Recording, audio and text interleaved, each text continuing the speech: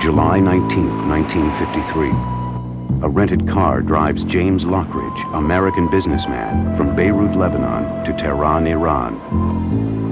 He crosses the border at Canankin, where a guard improperly lists his name as Mr. Scar on right forehead. It doesn't make any difference.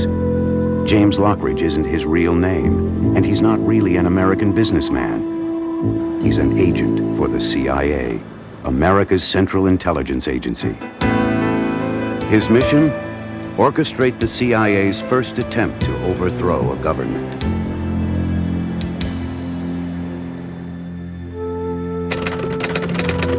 Real name, Kermit Roosevelt. Age, 35. Born Buenos Aires, Argentina. Grandson of the 26th President of the United States, Theodore Roosevelt. He graduates from Harvard in 1938 and becomes an historian, a businessman, and an intelligence officer with the OSS. The Middle East is full of political intrigue. Iran, formerly known as Persia, is the fabled setting for Scheherazade, Alibaba, and Aladdin. But Kermit Roosevelt has to deal with reality. His target, Mohammad Mossadegh, the Prime Minister of Iran. The issues are communism and oil. Mossadegh is a colorful eccentric who holds news conferences in bed, wearing pajamas. The flamboyant Prime Minister has reduced the young Shah, Reza Pahlavi, to the status of puppet ruler. The Shah is the heir to the royal throne of Iran. Mossadegh, sympathetic to the Soviet Union, is a social reformer who detests Western imperialism.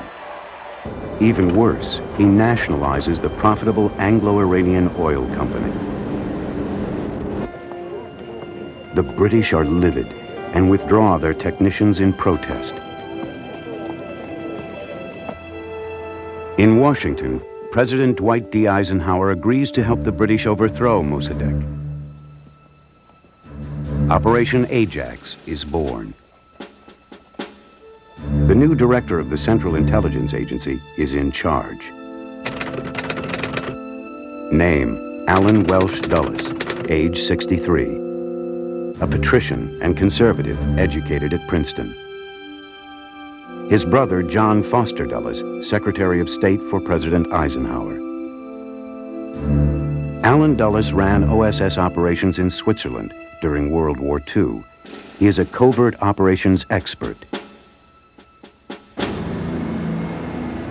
The CIA's first order of business is to contact the Shah and tell him the United States and Great Britain are ready to support him in his attempt to regain power.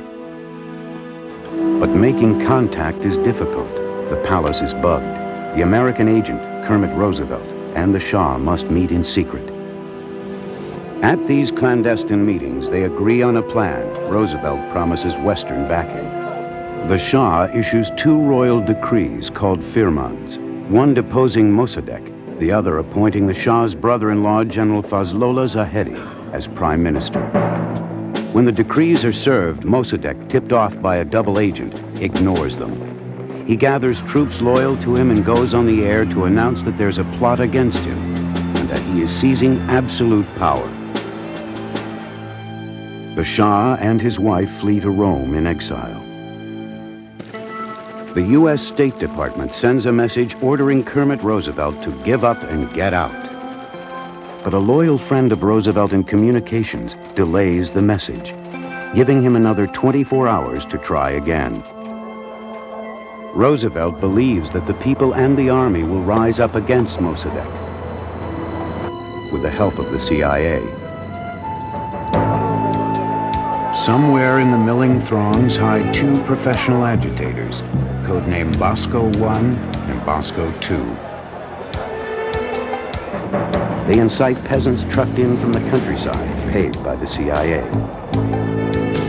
Following Roosevelt's script, the mob surges through the streets of Tehran shouting, "Down with Mossadegh, long live the Shah."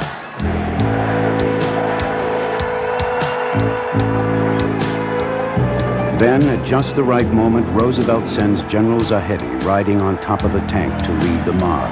They ransack Mossadegh's house, but the Prime Minister escapes. 3 days later, Mossadegh surrenders to Iranian police. He is tried for treason and placed under house arrest for 3 years. August 29, 1953. The Shah triumphantly returns. To Roosevelt, he says, "I owe my throne to God, my people, my army, and to you." The grateful Shah agrees to the creation of the National Iranian Oil Company, 40% American, 40% British, as long as the Shah remains in power. Under Kermit Roosevelt's skillful direction, Operation Ajax takes 1 month and costs only $60,000. The Iran coup is the pinnacle of CIA Chief Allen Dulles' career. But despite the success of Operation Ajax, the agent who pulled it off, Kermit Roosevelt, issues a warning. I said, don't make the mistake of believing that this can be done anytime you want to do it. The situation has to be exactly right. You've got to have the people on your side and hopefully the army too. But his warning falls on deaf ears. Allen Dulles is already thinking about the next communist threat, Guatemala.